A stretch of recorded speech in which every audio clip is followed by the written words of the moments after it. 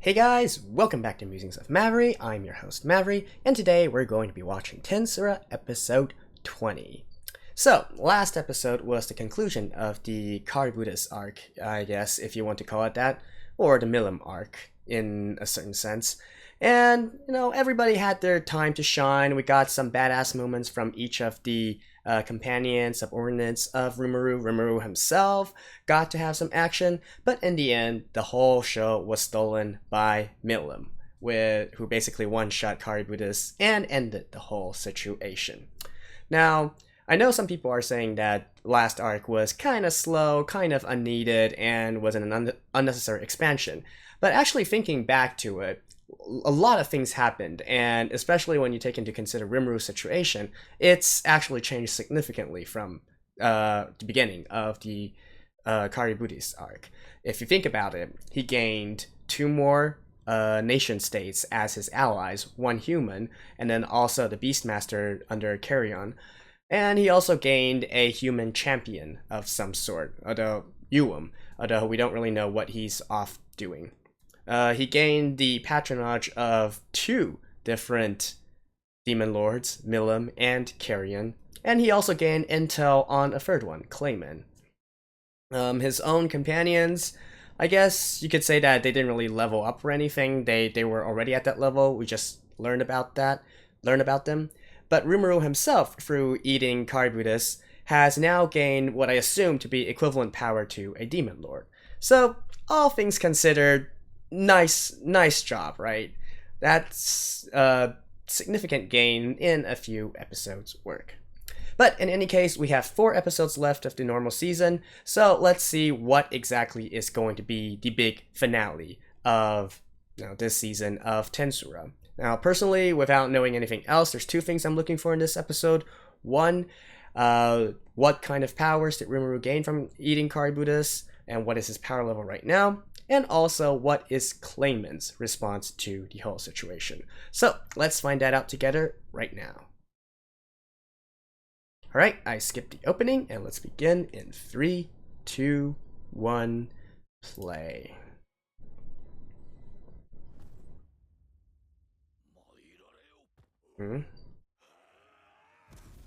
Okay, it's gonna make sashimi? Yep. Nice.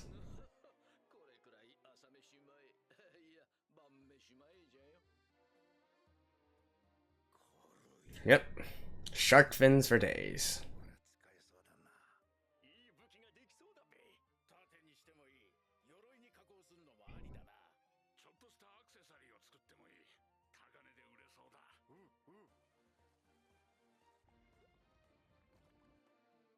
Aw, that seems nice. Now I'm hungry.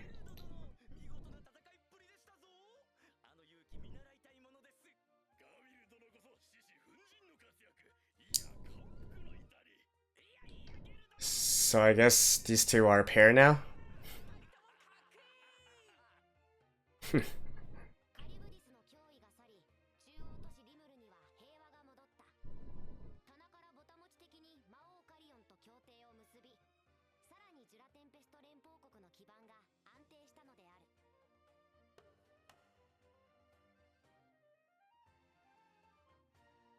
And another bath scene? Alright.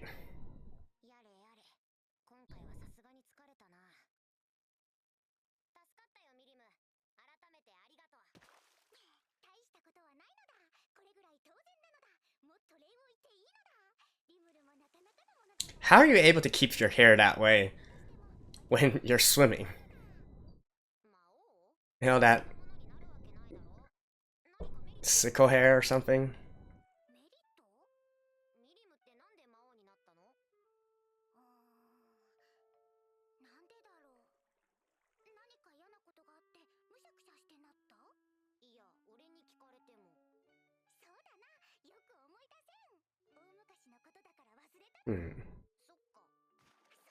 Is she deliberately hiding it?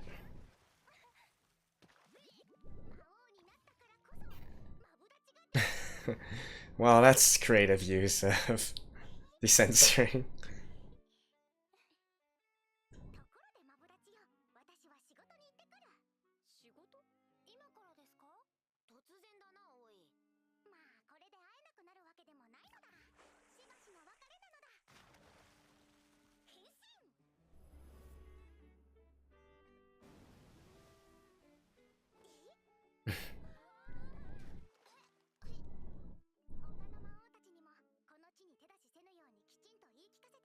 Alright, so it's just leaving for now. I guess that would make sense. Otherwise, with her beside Rimuru, there's really no threat at all.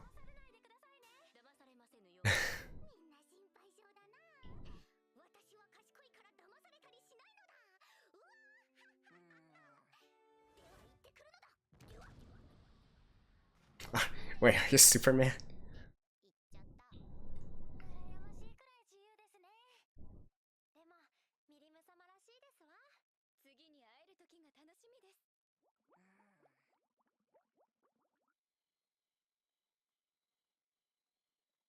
Alright. That was a party.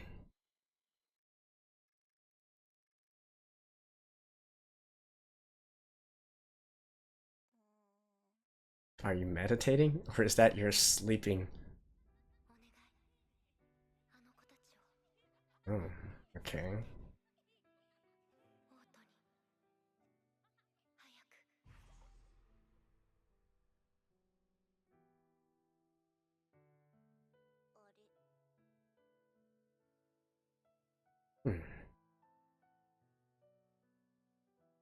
So has Rimuru also sort of inherited the memories of Shizu? At this point, I guess I can only just accept that Shizu is actually dead. Although for some reason,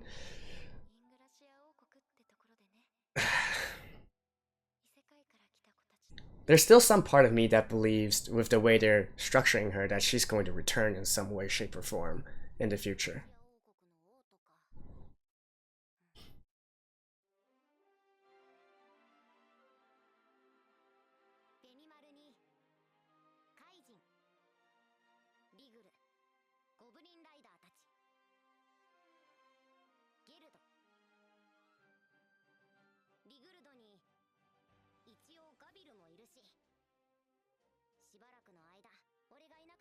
Oh, you're going off by yourself? Alright.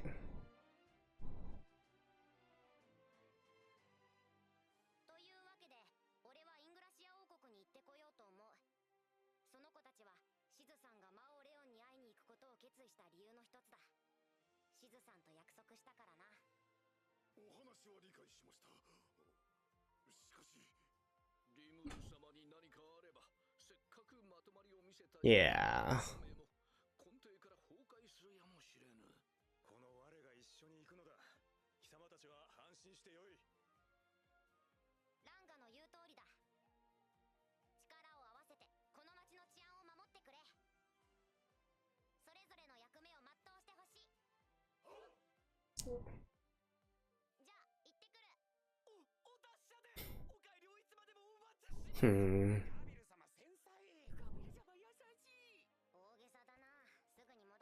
So I guess Benimaru's gonna be in charge for this time?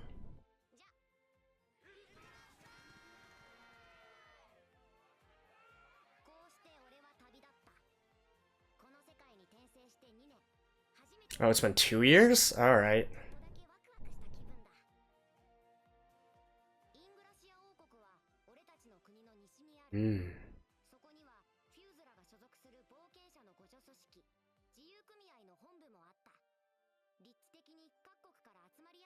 Oh, is that so? I thought they were part of the kingdom of Blood. I'm not gonna attempt to pronounce it.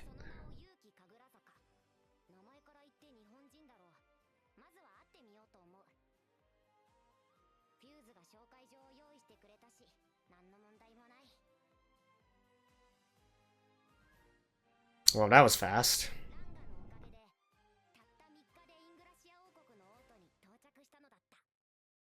Alright, so the final arc is actually going to be talking more about the main story, I guess, in a way.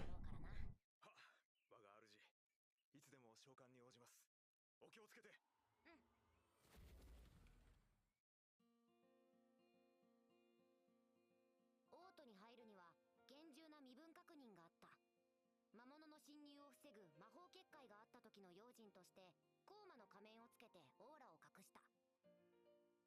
俺が魔物だとバレると面倒そうだし念のためにね。それとフューズが用意してくれた身分証で難なくオートに入ることができた。うん。ごめん。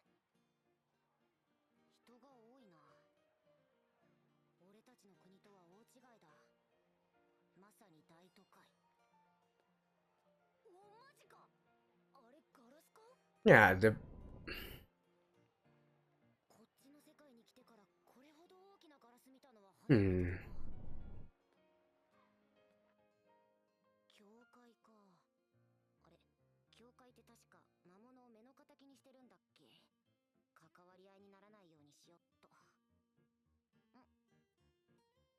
これが自由組合の。This is so weird. All the architectural styles are from all over the place in terms of their period.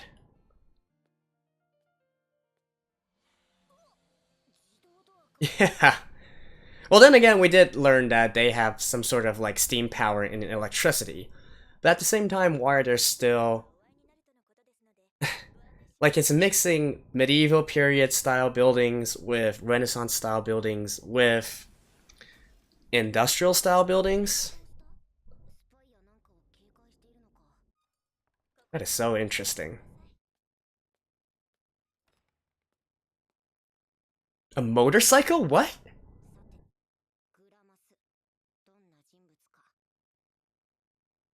Yeah, a motorcycle.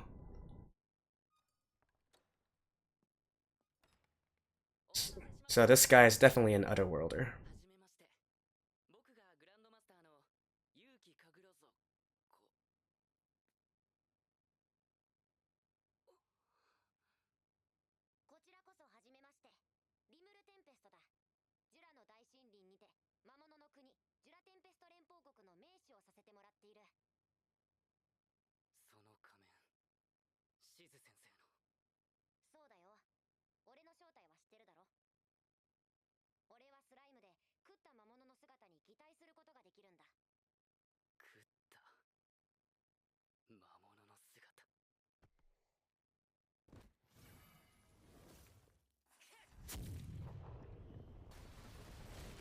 Yeah, that probably wasn't the best way to introduce yourself.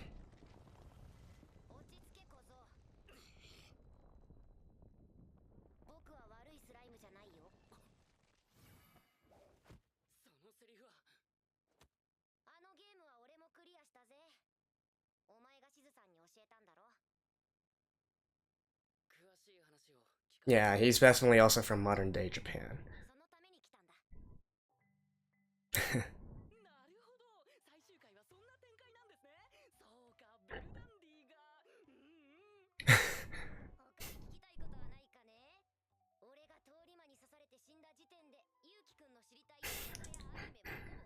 Alright.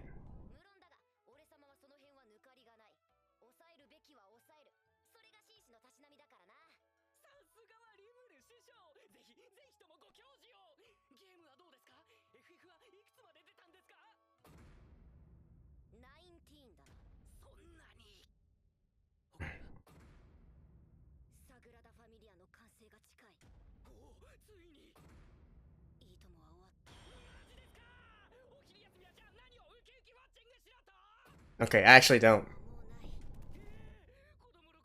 Okay, I know Boom Boom, but some of those references I actually don't get.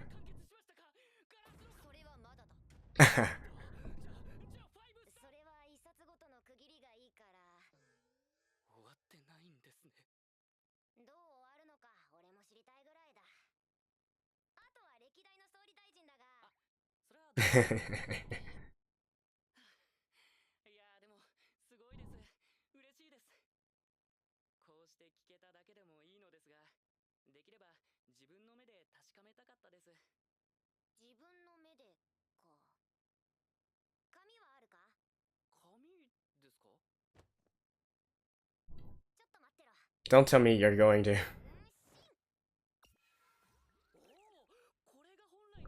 Are you gonna like write all the manga and stuff?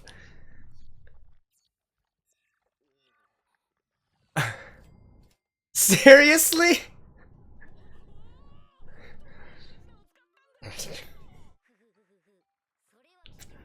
Wait, is this going to be like one of the ways that he makes money?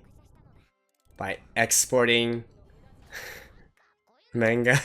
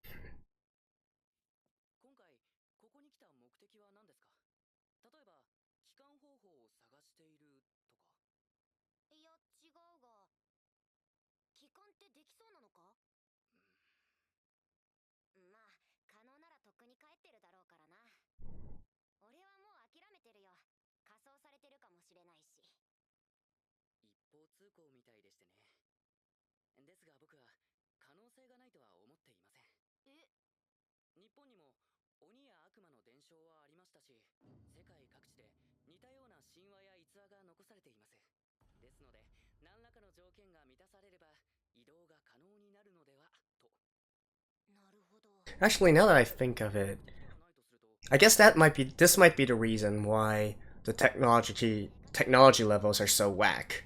Because with the presence of otherworlders, they probably brought some of their technology here.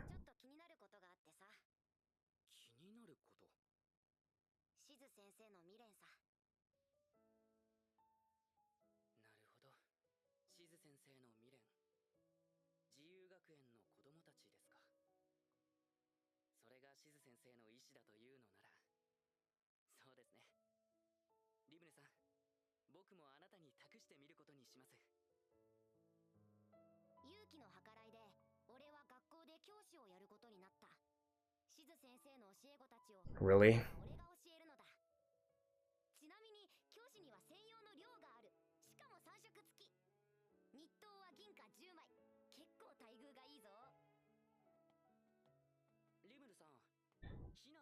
Well, I shouldn't be surprised. This is actually a common trope in a lot of light novels, where they sort of like, because they've already expanded their power too quickly, they sort of like soft reset them into another entire setting.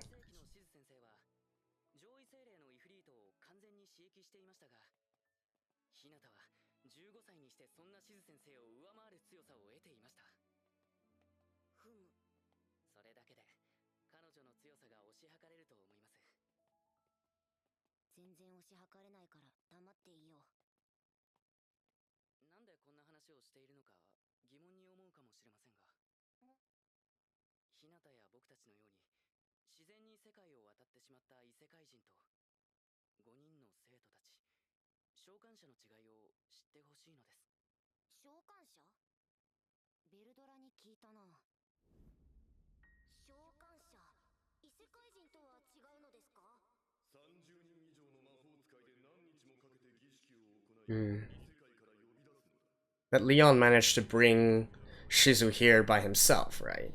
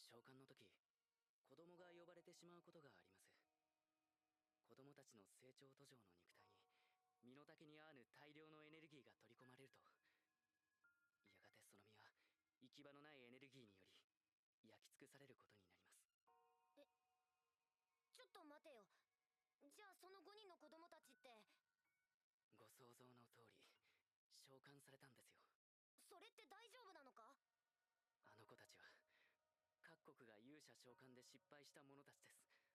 それをしず先生が引き取り、なんとか救おうと努力していました。各国召喚には国が関与しているのか？ええ、それが世界の選択なのでしょう。魔物へ備えて軍を強化するよりも、飛び抜けて強い異世界人を一人呼び出した方が効率がいい。Mm-hmm. そう考えたようです。Well, calling back to the first episode, that's generally why you would summon someone from another world. しずさんがこの世界を嫌っていたわけだ。それで子供たちはどうなるんだ？現在、確認されている最長の記録で5年。5年。崩壊を防ぐ術は見つかっていません。10歳未満で召喚された子はほぼ例外なく5年以内に死に至るのです。おかげでどの国も素直に子供を引き渡してくれるのですけどね。それじゃあその子たちを俺がどうしようと文句は出ないんだな。何かする Wait, so they are continuing to summon them, but how are they using them? の願いなら俺が引き継いでやるさ。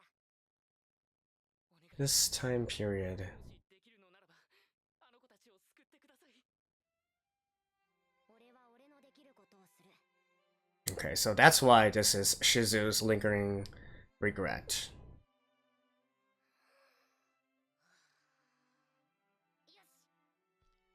チーセー、今日から君たちの担任に。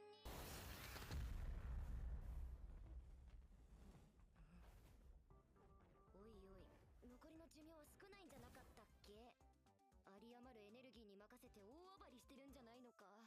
ケンちゃんかっけー。それ必殺技だろ。ついに完成したか。でも爪が甘いわね。避けられてるじゃないの。うっせ、次は当てるぜ。飽きまへん飽きまへん、こりゃ飽きまへんわ。学級崩壊してモテますやん。なんかしず先生に似てる。そう？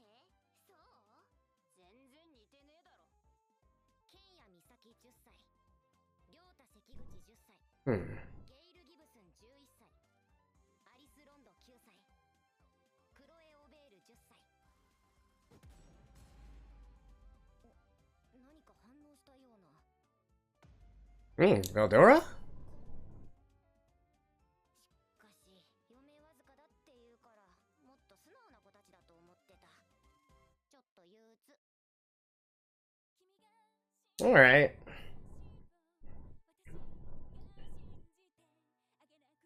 This is a different kind of finale than from what I was expecting, but I can see why they would want to do it like this. Alright. Alrighty guys, another world building episode or foundation episode, and after such a long time we finally got back to what I presume is basically the main plot or main storyline of this entire series, if there could be called one. I'm just gonna start directly from when Rimuru left for the kingdom. I know some things also happened, like, yeah, the salt meme, I get it, it's funny. That's whatever, right? Milim leaving, again, as I said, it would make sense. Otherwise, it's kind of hard to structure the story forward. So that, no surprise there. So in regards to the kingdom, I already mentioned this in the episode, but what initially threw me off was how messy all the architectural styles were. Like you had the Renaissance style castles and normal buildings. But then again, you also had some, for instance, the big windows and displaying your goods in that kind of fashion. That really didn't happen until the 19th century, late 19th century, late 1800s. Definitely after the Industrial Revolution and whatnot. Department stores also kind of became prominent during that time, the late 1800s. So, you know, that's a huge gap, right? From Renaissance to late 1800s, that's like you're at least talking about 250 years. And there were still some elements of early Renaissance, there were some elements of even 1900 kind of stuff. So that threw me off. But then again, it kind of makes sense within this context because they summon otherworlders, right? They summon people from our world from lots of different time periods. So it makes sense. They would kind of be like Rimuru, right? So bringing his ideas, his thoughts, and his technological knowledge into this world. And so by disrupting the normal flow of technology development, I guess you would have this kind of mix where you have some things that are more advanced than others, and so on and so forth, right? So I guess that explained that entire thing. But initially, I was like, "What the heck is this?" Because I kind of like to look at these kinds of things. It gives me a general sense of how the story or what the world setting is, and something that you can always look at it from is from the style of armor, the style of the buildings, so on and so forth. All right, so the references. So when Rimuru was talking with the Grandmaster about all that kind of stuff, so they mentioned a lot of things, right? Some I didn't know, some I didn't know, but I thought it would be just kind of fun to go through all of the ones that at least I could catch. So they reference a show, Iidomo. So this show I've actually seen before. It's called Orate Iidomo. Basically means it's okay to laugh. It's one of the longest running television shows in Japan, I believe over 25 years. And it's basically, how can I put it? It's this old dude who I presume was young at one point, basically doing lots of these interviews with very prominent artists, right? And they also have a lot of sub episodes as well, sub programs where they also play some trivia games and so on and so forth. They got a lot of different announcers and a lot of different hosts. Some of the biggest groups or biggest names in the Japanese entertainment industry have also been have hosted those programs before. You know, you have the boy groups like SMAP and what's it called? Arashi. As well as some of the other, girl groups or, you guys get what I mean. It's a huge thing, and it finally ended in about 2014. So that was a huge thing then. Not really quite my style, but I did look at a few episodes of it when my favorite artist went on it. So just to let you guys know, because I doubt that most Westerners would have watched that program. Generally speaking, probably not. If you have, please let me know, because I would be really surprised. They also reference Oh My Goddess, which was a very long-running manga work. It's actually part of my childhood as well, although I did not actually read it. I guess in some ways you can also view it as one of the early harem works of the harem genre, although it isn't exactly quite that. But actually, personally, even though it was a manga series that I knew of when I was growing up, I actually did not know that it only ended recently, so also in 2014, I believe. So that was a nice little reference. Bomb Bomb is a manga magazine that was discontinued in 2007. So actually from this we can infer that the Grandmaster must have been somebody who's only before 2007, right? So he's definitely not near our current year. Glass Mask was referenced. It's a very famous shoujo manga, which is for young girls. This one is also very, very popular in Japan. If you ask any female between the ages of, 25 to early 30s, or maybe even early 20s to early 30s, they would probably have read this manga during their youth. Now, again, I haven't read it. I'm not the target audience, but it's a big enough work that if you mention it, probably most people in Japan would know of it. They mentioned the 5-star stories. I have no idea what that is. Sorry, that one is a complete blank for me. And they also mentioned monthly Shonen Shirusu, which is the manga series, the monthly manga series, which Rimuru created, and he created all the volumes of for the Grandmaster. So this, in Japan, they mostly put these mangas into either these weekly or these monthly publications, magazines, so you can get the latest the latest chapter within them, and a lot of people would use that method to stay up to date to the latest chapter of their favorite works instead of waiting for the single books to come out, the single mangas. Now, obviously, in this day and age with digital publishing, it's not that big of a deal anymore, but still a lot of people read those kinds of publications. And this one that Rimuru has specifically mentioned is funny because that's the one where Tensura is actually currently being publicated, the manga for Tensura. So this publication mainly focuses on, or I shouldn't say mainly focuses on, but a lot of their works are in regards to these light novel manga adaptations. So Tensura being one of them, and that is why they reference this. Another very famous work in the Western world right now that's also being serialized on this publication would be Cells at Work. They also mentioned Land of the Illustrious. I'm sorry, I've never seen that before. I've never heard that before. Apparently, it's also very popular in the West as well. I don't know.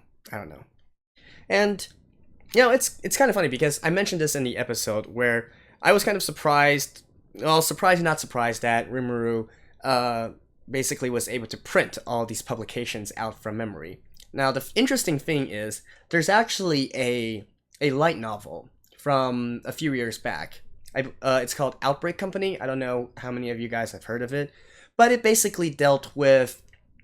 It's also an isekai series where the main protagonist was trying to basically culturally assimilate the isekai worlds by introducing Japanese culture, specifically ACG culture, anime, comic, or manga, and game culture into the isekai world. Pardon me. Alright, sorry about that. I had to get a quick cough off. As I was mentioning, this light novel, Outbreak Company, was basically this protagonist going around and spreading this Japanese culture of ACG around, and then that was the basic premise of the entire series. So it definitely gave me this kind of feeling and this kind of vibe. I'm wondering if this is actually something that Rimuru is actually going to do. Personally, I don't think so, because considering that this is an older work than Outbreak Company, I didn't really hear of Outbreak Company plagiarizing anything, so I don't think this is how this series in particular is going to go. But I just thought it was funny. Like, it's possible for Rimuru to essentially build a library of manga, and that would, in some ways, influence this current world as well. So maybe or not, maybe not. I don't know. Just something to keep in mind as well.